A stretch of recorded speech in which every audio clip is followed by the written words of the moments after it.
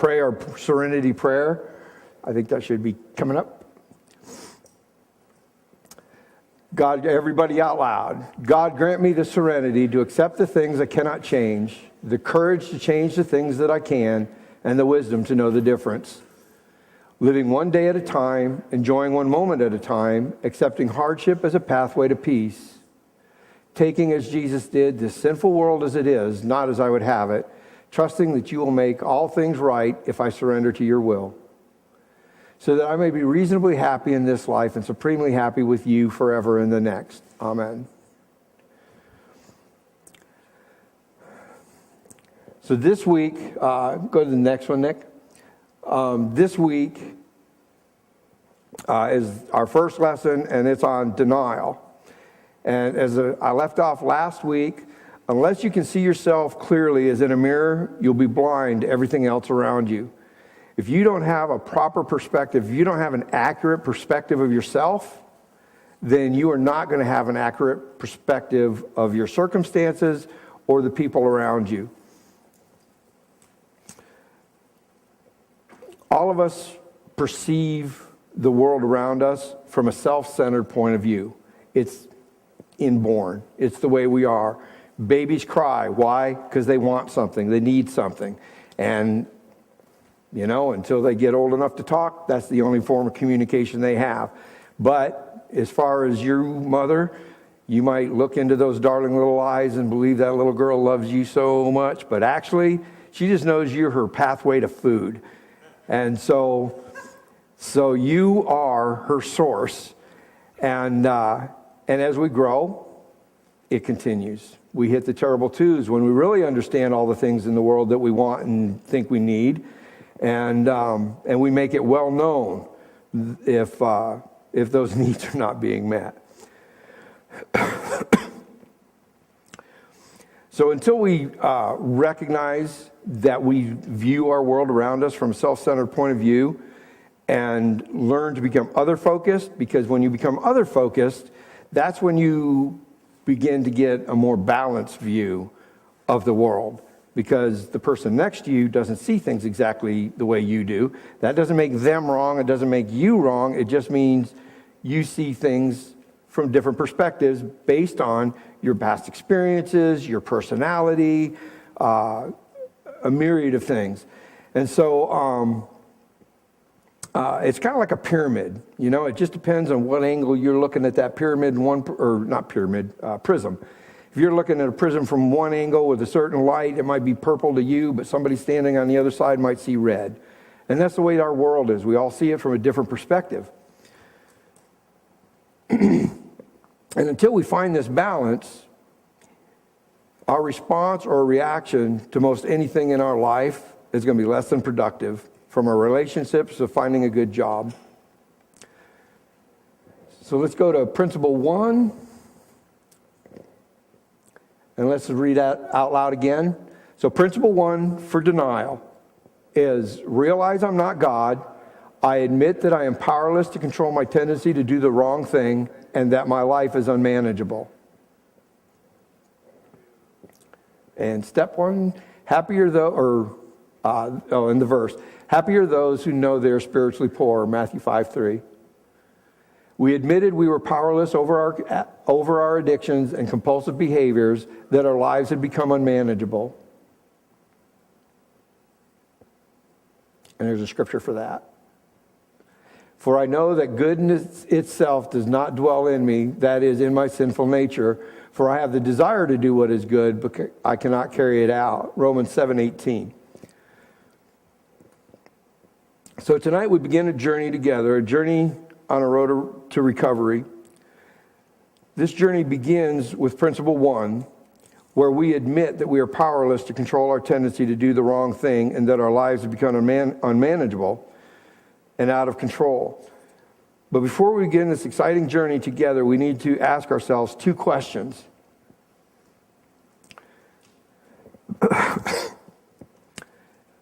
Number 1, am I going to let my past failures prevent me from taking this journey? And 2, am I afraid to change? Or what are my fears for the future?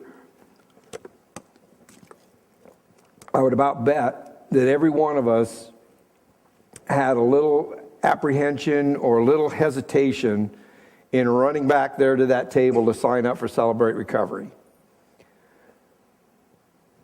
And the reason for that is one of these two things. Either our past has taught us not to put much hope in our future, another program, another church, another relationship, another addiction. All these things have let us down in the past. So why should we trust that this is going to be any different? And then the second one, what's going to happen if I do this?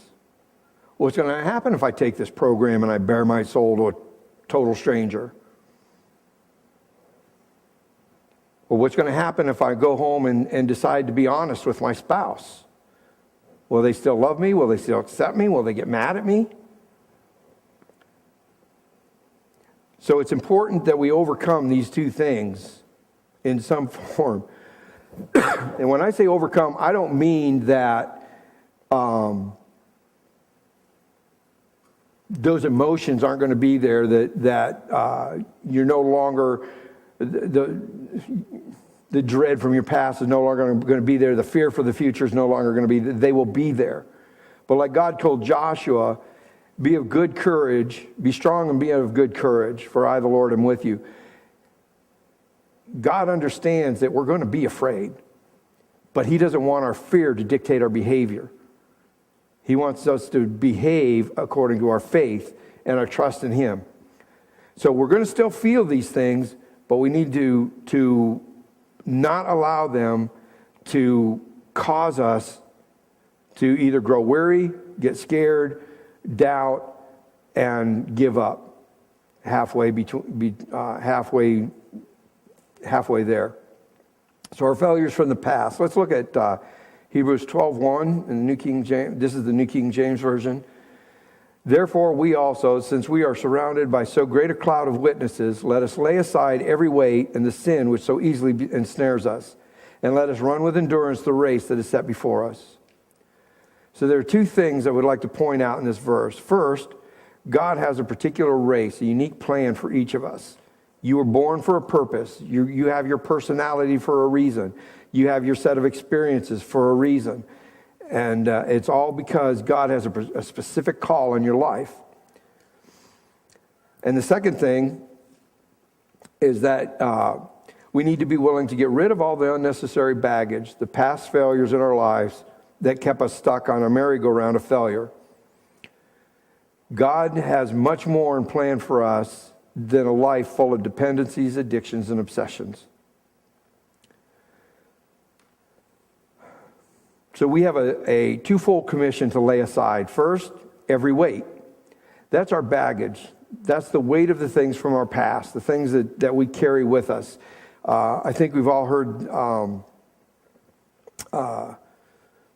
it can be things from our past, things that have been done to us, or the guilt and shame we carry from things that we have done. And I'm sure that we've all kind of heard the expression of if someone goes on their second or the third marriage, that they're carrying all their baggage from the first marriage into their second marriage. Well, that's exactly what this is talking about. It's just all those bad experiences, all those things that have caused us to, we may have trouble trusting men because of our last experience. Or we may have trouble trusting women because of our last experience. And we bring that, we can't help that. We bring that into that next relationship. And when we do that, it affects the relationship. I think we've all, if any of us have ever been married more than once, we all know that that's what happens. We all know that that's true. So the second thing is the sin which so easily besets us. Those behaviors drawn from our sin nature as we attempt to mask or numb our pain. The result is we hurt ourselves, others, and God. Yeah, we hurt God. He loves us, and it hurts him to see his children still in bondage to a sin after he paid the ultimate price to free them. For many of us, our past hurts, habits, and hang-ups hold us back and trip us up. Many of us are stuck in bitterness over what someone else has done to us. We continue to hold on to the hurt, and we refuse to forgive the ones who had hurt us. You may have been hurt really deeply, and perhaps you were abused as a child, or maybe you were in a marriage where your spouse committed adultery. I understand that you've been hurt. I've been hurt. You've been hurt. We've all been hurt. I understand that. I recognize that. But no matter who hurt you or how much it hurt you or what your experience has been or what you've been through, to allow that hurt to remain and to cause bitterness and unforgiveness in your heart only serves to allow that person to continue hurting you. Hanging on to that hurt does not punish them, and it doesn't heal you. It only makes it worse. They're probably totally oblivious that you lay awake at night figuring out ways to get revenge. Or that you lay awake imagining if you ever had an encounter with them again, what you'd hit them with, what you'd say to them if you saw them again. They're totally oblivious that even happens, that that's even part of your life. And yet how much of that consumes your life, interferes with your joy and the fulfillment of your dreams. Working this Christ-centered recovery program will, with God's power, allow you to find the courage and the strength to forgive them. Now, don't get all stressed out. We're not going to ask you to forgive them tonight.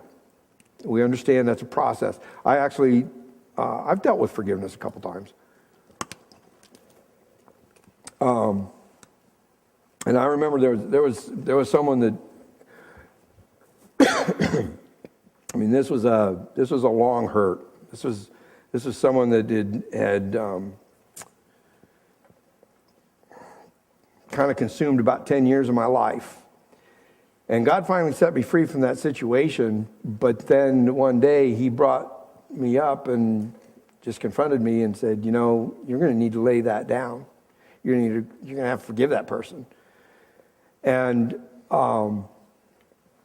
by this time, I had a good relationship with God. I have gotten to the point, I don't go around mountains very much anymore. If God tells me to do something, I try to get right on it.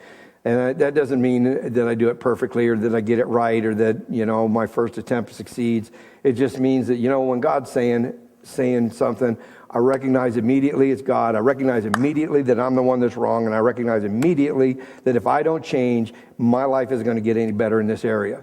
And so I told God, I said, Lord, I want to.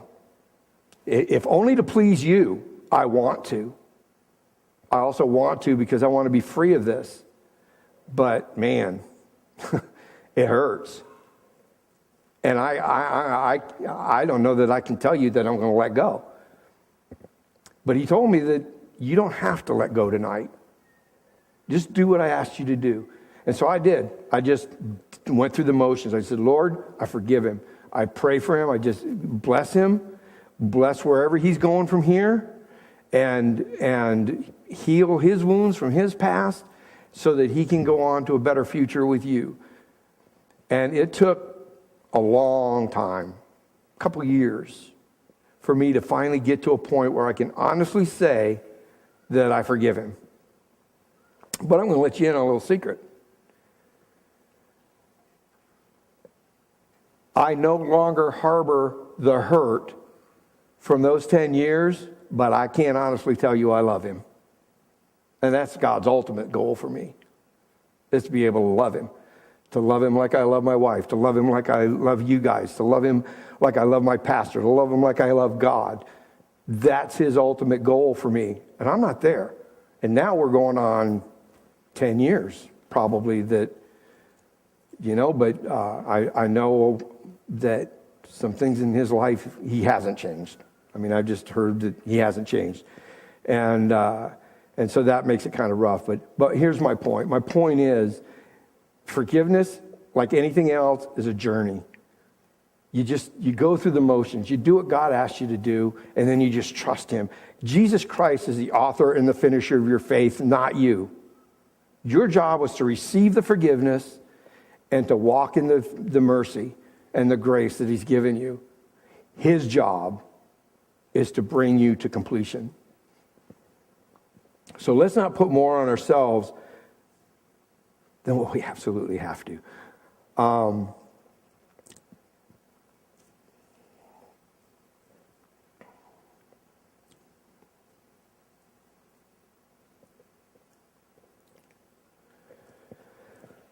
Another thing that that's if somebody does something to you, but what about things that you've done to others and all the guilt and shame that you carry around because of that? It's kind of the same thing. As long as you carry it around, you don't get any closer to healing. And the person, if it's because you hurt someone, and I about imagine that if you're carrying around that much guilt for that long, it's probably because you hurt somebody. And if that's the case, they might have forgiven the offense. They might have forgotten about the offense. We don't know. But the point is we don't know.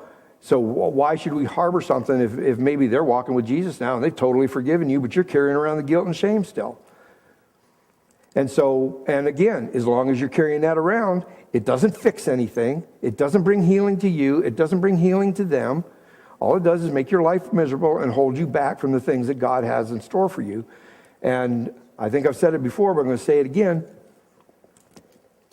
This whole program is not about helping you kick a habit. This whole program is so that when you're done with this program, you can get on with the life that God had planned for you. That's our goal. That's what we're striving for. Jesus endured the cross for the joy that was set before him. Seeing all of us saved, having a relationship with all of us is the reason he went to the cross. Not because he loved the cross.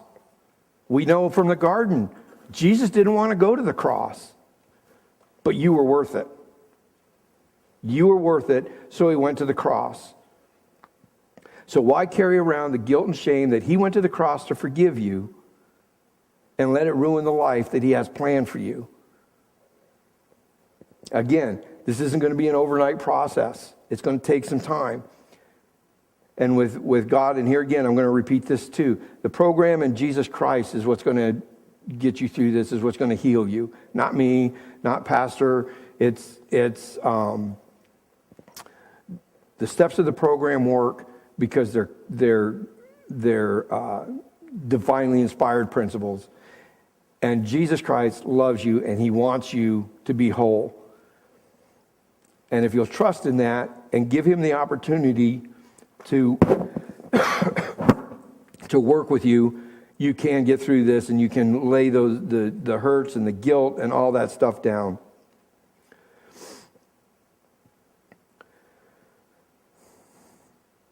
Apostle Paul had a lot to regret about his past. He even participated in Stephen's murder. Actually, he participated in a lot of Christians' murders.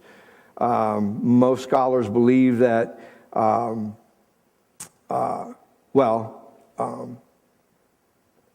was, the young man where they laid all their coats at the young man's feet when they stoned Stephen. That was Paul. But before that, Paul would get letters to go into different areas of the country to seek and destroy Christians. That was his life.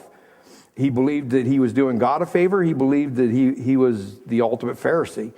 And he believed he was doing God a favor by eradicating Israel from these Christians, from this cult. So Paul had a lot to regret about his past. Yet in Philippians 3:13, he tells us, "No, dear brothers, I'm not all I should be, but I am bringing all my energies to bear on this one thing, forgetting the past and looking forward to what lies ahead." And what lies ahead for Paul? He's right in the midst of serving Jesus. So everything that lies ahead for him is whatever God calls him to do. And he's just going to lay all this stuff behind him so that he can bring all his energies to bear on his purpose. It doesn't mean you ignore the past. You need to learn from your past, offer forgiveness, make amends, and then release it. Only then can you be free from your guilt, grudges, and grief. We've all stumbled over a hurt, habit, or a hang-up. But the race isn't over yet. God isn't interested in how we started, but in how we finished the race. So our fears for the future. So you may worry about your future and be afraid to change. We all worry about things we do not have control over and do not have the power to change. And we all know worrying is a lack of trust. I'm here to tell you that, yeah, I get upset when I can't control things. First thing I wanted to control was my wife. I don't know why. She does everything just fine. But a lot of our issues, when we first got married, a lot of our issues were because she couldn't control me and I couldn't control her. And it wasn't until we realized that we don't have to control each other. We just have to trust each other in God, with God, in God's hands. And you know what? Those things don't enter into our life anymore.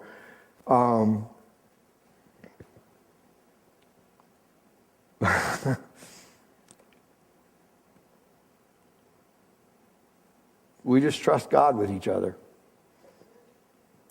And I tell you, it relieves a lot of stress. It really does. If we get mad, and I'm honest, I'm going to be honest with you, it is a rare occasion nowadays, a rare occasion that we get mad at each other for anything. It wasn't always the case. But if something comes up that just isn't right to me, that I didn't like, and maybe number one, if I got mad at her, probably had more to do with my day than her in the first place. But you know what? If it upsets me, I just go, you know what? God's still working on me. And if I expect the grace from her to allow God to work on me, then the least I can do is give her the grace she needs for God to continue to work on her. That right there is a nugget that will change relationships. And you know what?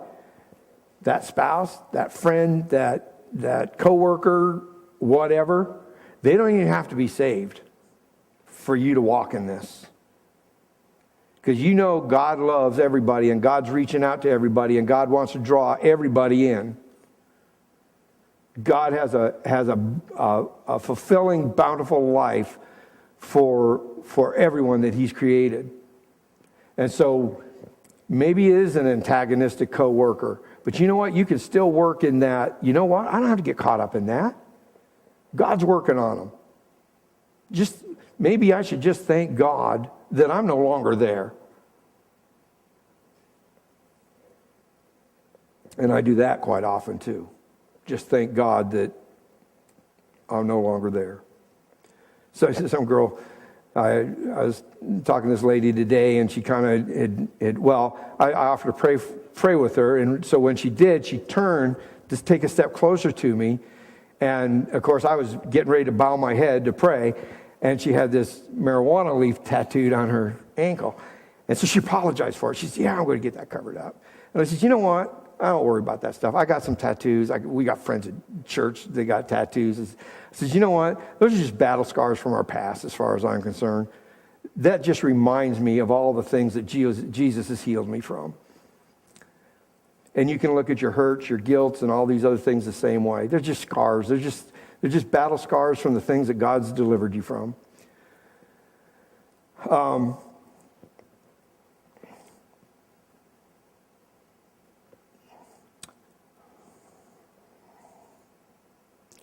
So the truth is, we can say without a doubt, without any doubt or fear, "The Lord is my helper, I will not fear. What can man do to me?" You may have been hurt.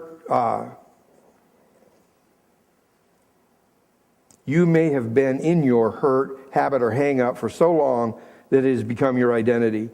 You may be thinking, what will happen if I really give recovery a chance? Will I change? If I give up my old hurt, habit, or hang-up, what will I become? Who will I become? This is a true story. When I went through a 12-step program to get delivered a pot, Alcohol wasn't such an issue for me because I never really liked beer that much to begin with, and so to lay that down was not a real big deal. I needed a little bit more help with whiskey, because I enjoyed that a little bit more, but God delivered me with that too. But pot, I was endeared to that because it made me who I wanted to be. I was, without pot, I was angry, frustrated, and I didn't like being that way. I think I shared this last week, didn't I? I wanted to be carefree, happy-go-lucky, laid back, and I just wasn't like that. Pot made me that way, so it was part of who I was. It made me who I wanted to be. My identity was so wrapped up in the sex, drugs, and rock and roll culture that even my sense of humor was saturated with that environment. And I could not envision me ever finding humor in the old white dog falls in a mud puddle kind of Christian humor. I literally, when I gave up pot, I really believed that all sense of fun for the rest of my life was going to be gone. I believed that because my identity was in the drug and rock and roll culture, and that's what I found funny. And I couldn't imagine that someone could come up with a funny Christian joke or a funny clean joke. And my wife will attest, she's a good wife, so she doesn't go out and spread these things around town, bless her heart. But she'll tell you that my sense of humor is still a little bit warped. But I can have just as much fun laughing with my pastor as I ever had laughing at any joke from back in those days. So you know what? What I believed turned out to be a false fear. There was no foundation to it. It wasn't real. It was just a trick the enemy tried to use to hopefully get me to reconsider my decision to kick marijuana. And it's the same thing with whatever you're looking at, whatever you're fearing, whatever you're afraid of. It's just a trick of the enemy to try to get you to turn back. That's all it is. Recognize it for what it is. Don't let it get to you. Keep going. This is where, let's bring up sponsors and accountability partners. This is where your sponsor and your accountability partner comes in. When these things overwhelm you, when they get to be too much, you call them. You get a hold of them. You say, man, I'm struggling today. I'm struggling. And, you just talk it out. Just talk it out. And next week it might be them calling you going, well, this week I'm struggling. And so it's very important that you find accountability partners. I told you last week I cannot sponsor anybody, but I am everybody's accountability partner. So take that for what it's worth. I care about each one of you. If you want to talk, we can talk.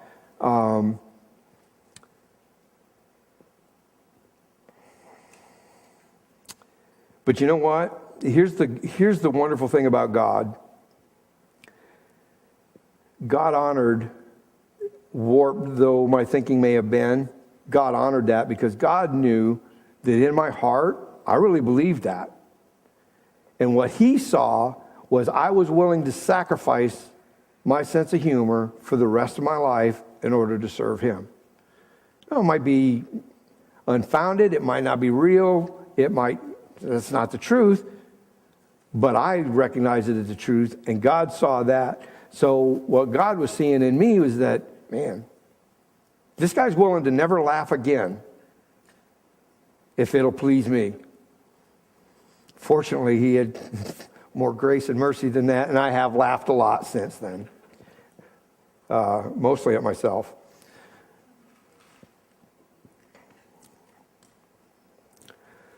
So you may have been abusing alcohol, prescription drugs, or food, and you're afraid of what it will do without your substance of choice. You may have been enabling someone in a dysfunctional relationship for years. Perhaps you wonder, what if I change and my alcoholic husband gets mad at me? Anybody ever heard the song, "You're Not Much Fun Since I Quit Drinking"? Okay, like I said, I'm still a little warped, but I like that song.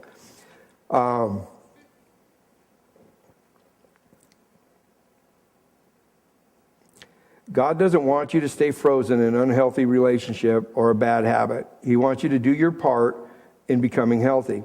If our past was extremely painful, we may still resist change and the freedom that can be found in really working this program. Because of your fear of the unknown, or because of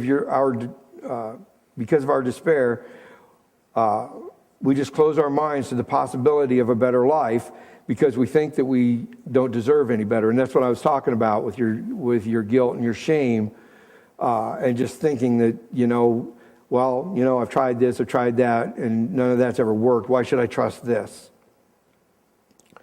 Remember, God is a God of innumerable chances, not just second chances. I don't care how many times you can fall down, God will be there to help pick you back up again. So, you know what? Maybe nothing else has worked. Like I told God when my 12-step program, if this is your answer, Lord, I'll give it 100%. Well, guess what? That one was my answer. And so I'm here today. And I probably wouldn't be had I decided, well, you know what? That isn't going to do any more for me than anything else I've ever tried it, and walked away from it.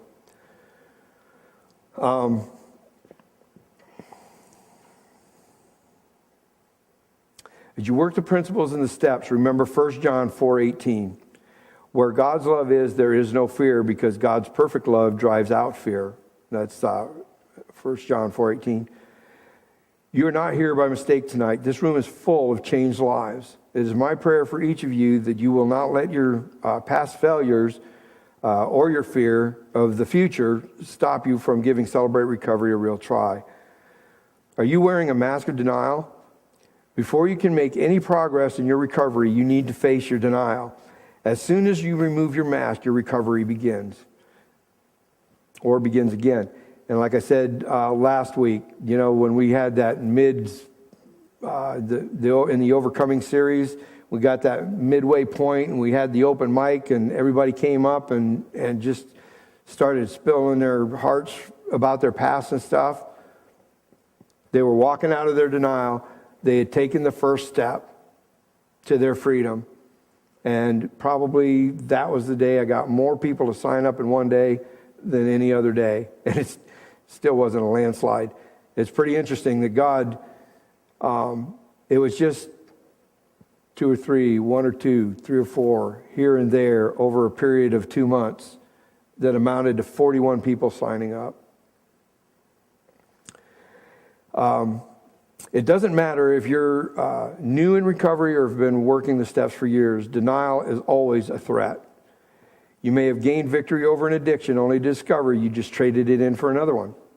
Or maybe you thought this new relationship was going to be the answer you were looking for, but now realize it's no less unhealthy for you than the previous one. This lesson is for all of us. I want to share something. I haven't asked her permission because I didn't know I was going to go here, but I'm sure she'd be okay with it. But when Chris and I were really struggling, and there was a time when we just didn't see that there was any hope for this marriage, and we were both wondering if we shouldn't leave. We never talked to each other about it. Not once did we ever say, maybe we got to just call it quits. But she had the thought in her heart. I had the thought in my heart. And what God told her was that, fine. Drop him, leave him.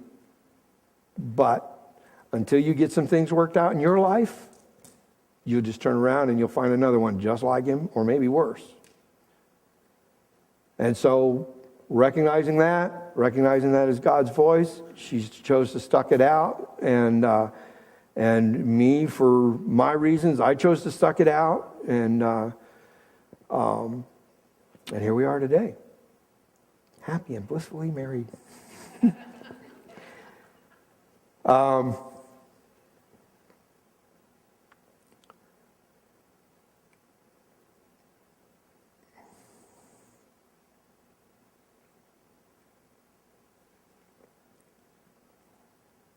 How many, when you set out to ride a bike, you jumped on, someone gave you a little push, you made it a few feet and crashed and burned? So did you pick your bike up, take it back to the garage and never get on it again? No, most of us, because of the joy set before us, we saw ourselves riding down the streets with all our friends. And so what? Skin knees, skinned elbows, we didn't care. We were going to learn to ride that bike. Pick it up, get another push, and we kept going until we learned to ride the bike. Recovery is the same way. You try, you fall, you get up, you try again, you fall, you get up, you just keep going. But I promise you, if you keep going, you'll eventually learn to ride.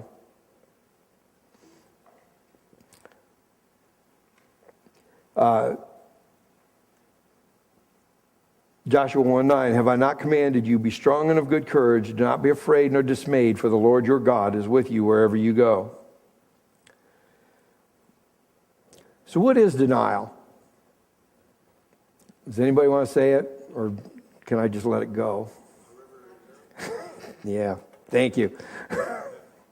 It was actually in here, and I deleted it.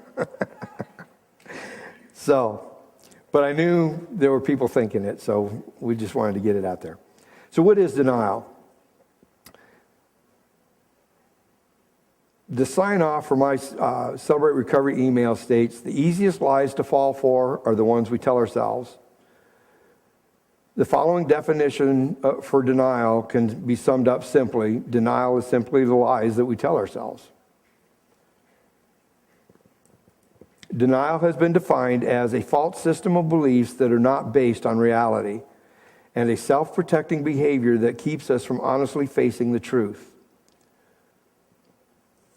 As kids, we all learn various coping skills. They come in handy when we didn't get the attention we wanted from our parents and others, or to block our pain or our fears. For a time, these coping skills, this coping system worked, but as the years progressed, they confused and clouded our view of the truth of our lives. As we grew, our perspective of ourselves and our expectations of all those around us also grew. But because we retained our childish methods of coping, our perceptions of reality became increasingly more unrealistic and distorted.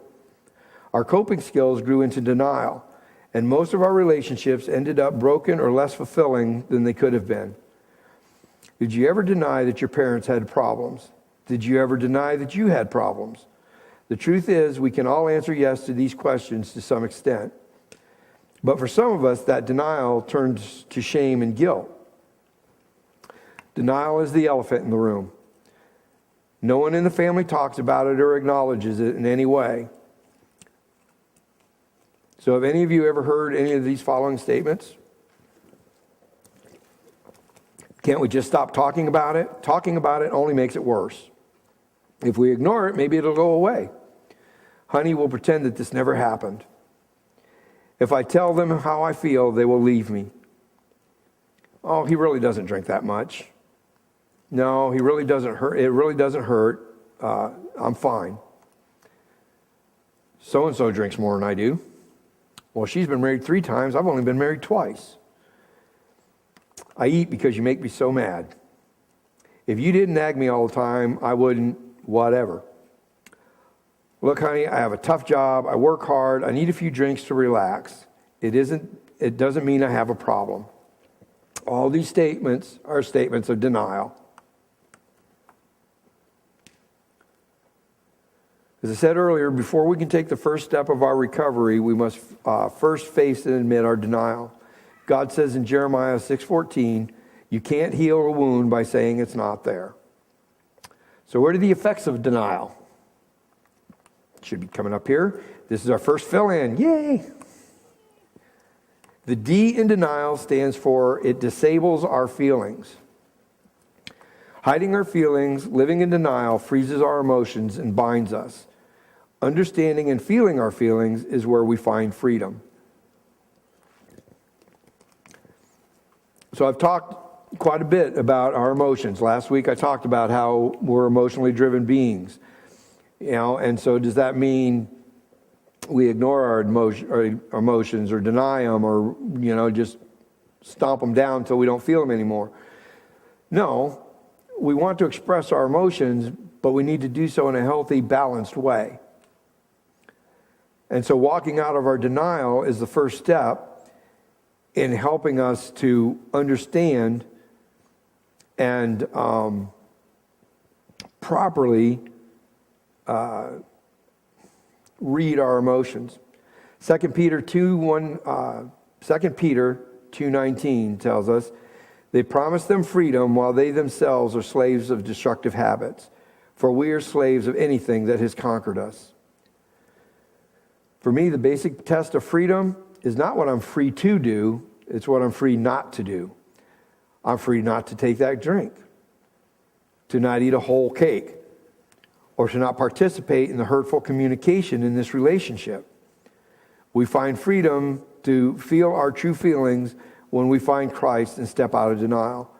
One of the most manly things I did in when Chris and I were on our road to healing our marriage was I quit getting into those conversations with her. You know, when she'd be mad and you know, most women, this is a primarily female trait. Men just want to ignore it and walk away. Women want settled. And they want settled right here, right now. And so the problem is we are in no position right now to get anywhere with this. You're mad. If we keep going, I'm going to be mad. And we're both going to say things we wish we hadn't said. And so my first step in trying to get some kind of healthier communication and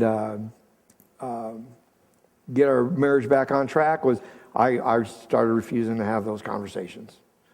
I would talk as long as it seemed productive and as long as it was emotionally stable. But as soon as it got to be accusing and blameful and all this other stuff, I guess I quit. If I started to get mad, I quit. I just refuse to enter into those kinds of conversations. Another song I like is oh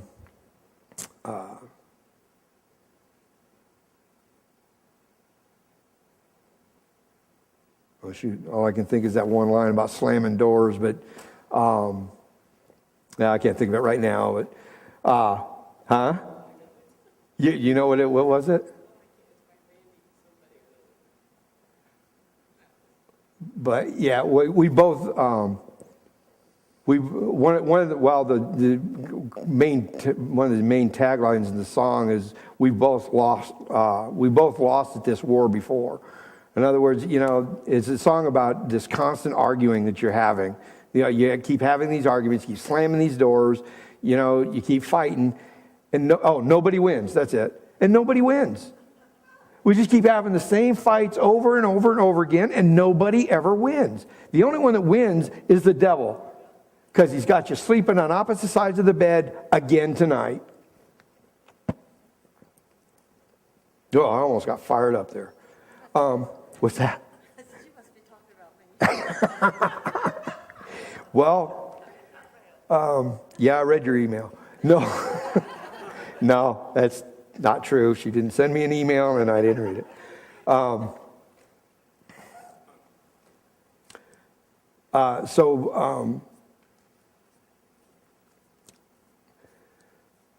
the next letter in denial is the letter E, which stands for energy lost. A major side effect of denial is anxiety. Anxiety causes us to waste precious energy dealing with past hurts, failures, and the fear of our future.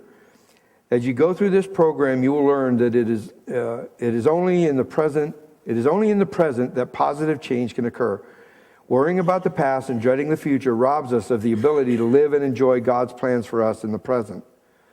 We let our fears and our worries paralyze us, but the only lasting way we can be free from them is by giving them to God. Psalms 146, 7-8 says, He frees the prisoners, He lifts the burdens from those bent down beneath their loads. If you will transfer the energy required to maintain your denial into learning God's truth, a healthy love for others and yourself will occur. As you depend more and more on your higher power, Jesus Christ, you will see the light of truth and reality. And The N in denial negates growth. We are as sick as our secrets. That sounds like it should be a little more positive, doesn't it? We're as sick as our secrets. And we cannot grow in recovery until we are ready to step out of our denial into the truth. God is waiting to take your hand and bring you out. The Bible says in Psalms 107, 13 and 14, they cried to the Lord in their troubles, and he rescued them. He led them from the darkness and shadow of death and snapped their chains. As you travel the road of recovery, you will come to understand that God never wastes a hurt. God will never waste your darkness, but he can't use it unless you step out of your denial into the light of his truth. Interesting little factoid here.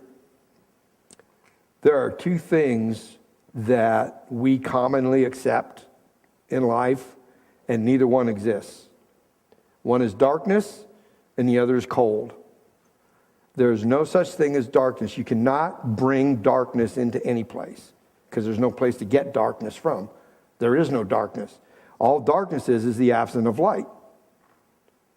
The same thing with cold. There's no cold. You can't make, your air conditioner does not make the air cold. What your air conditioner does is removes heat. And it can remove a lot of heat. But that's all it does is it removes heat. So darkness and cold don't actually exist. Yeah, I get into those things. All right, we go. That's a major mind blower right there, isn't it? So as you travel the road of recovery, you will come to understand, we said that. So I in denial. It isolates us from God. Adam and Eve are the greatest example of how secrets and denial separate us from true fellowship with God.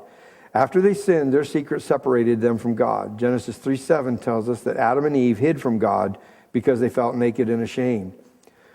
Of course, good old Adam tried to rationalize it. He said to God, "The woman you gave me, she gave me from the fruit of the tree."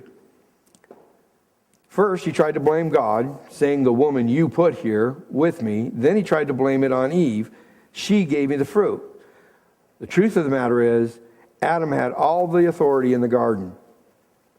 He had authority over the serpent, and he had equal authority to his wife.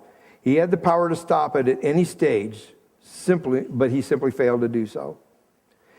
I believe that even if Eve had bitten the fruit, if he had refused, she could have had redemption through Adam. And life could have still gone on. Because Adam was the first man. That doesn't make the woman any less in God's eyes or in humanity or anything else. The woman is equal to man in every way. But the fact of the matter is, Adam was the first one that God put in the garden, and Adam was the one that received the commandment straight from God. So Adam was the one that had the authority, the power in this situation. Remember, God's light shines on the truth. Our denial keeps us in the dark. 1 John 1, 5-7. God is light. In him there is no darkness at all. If we claim to have fellowship with him and yet walk in the darkness, we lie and do not live in the truth.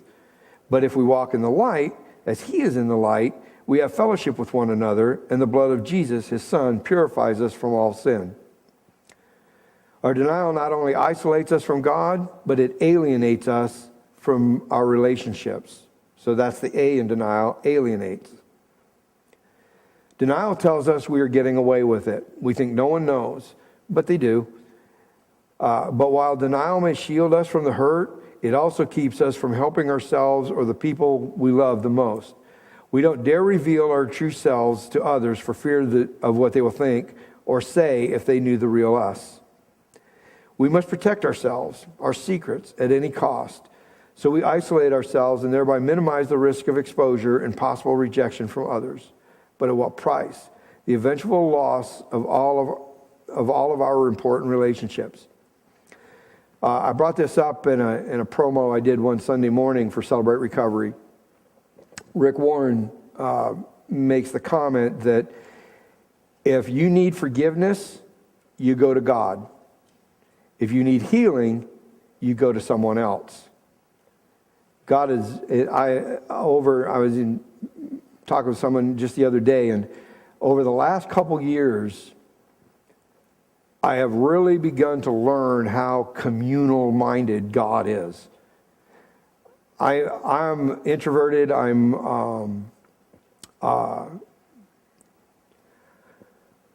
I enjoy time alone. Somebody really explained it really good to me one time.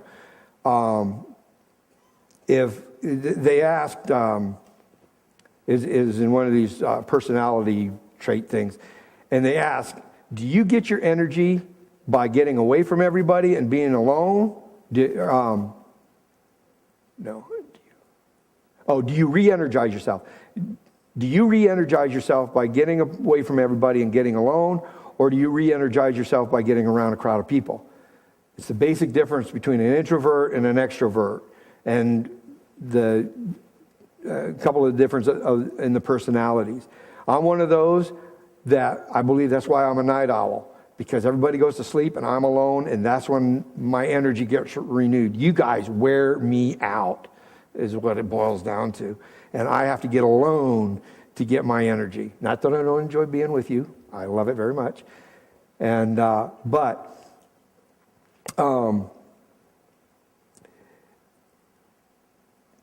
the problem is that when we build this wall to protect ourselves and we develop these habits and addictions and all these different things in order to protect that wall and to protect us, what we've done is we have alienated ourselves from the one thing that can help us. And that's each other. I talked to someone today, and that's she knows someone that's struggles with that. He's just his past has caused an extreme lack of trust for anybody in his life, and it creates issues in his life, and that's what we prayed about, was that God would just reach in and change his heart and draw him out enough so that he can get around people that can help him.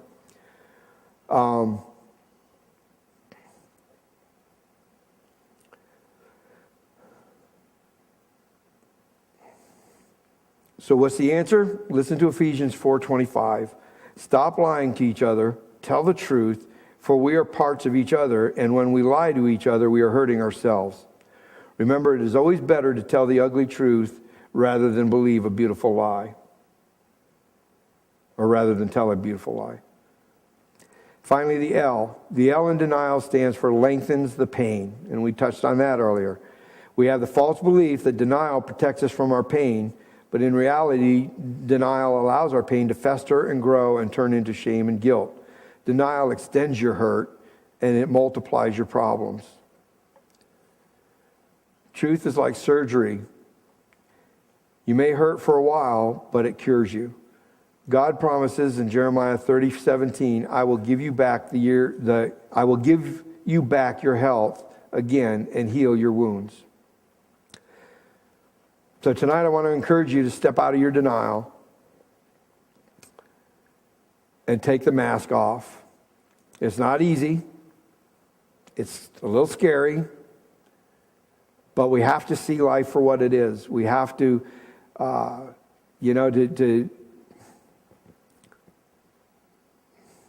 to run outside in the pouring rain and deny that the rain's there, you're going to get just as wet.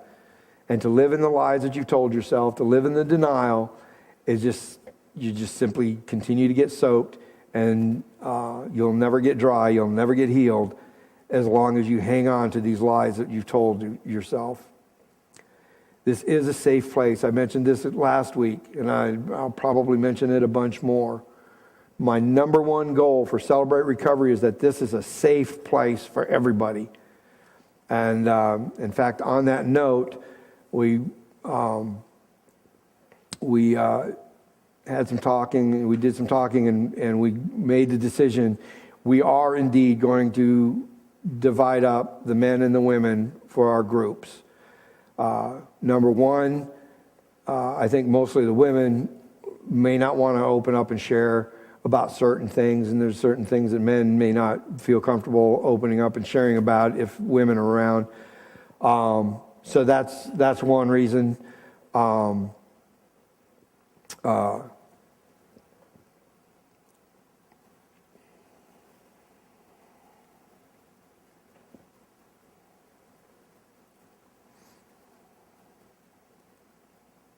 The other reason is it'll pretty much cut the time in half of the small group session, because basically we'll be getting through it twice as fast because we won't have to wait for everybody.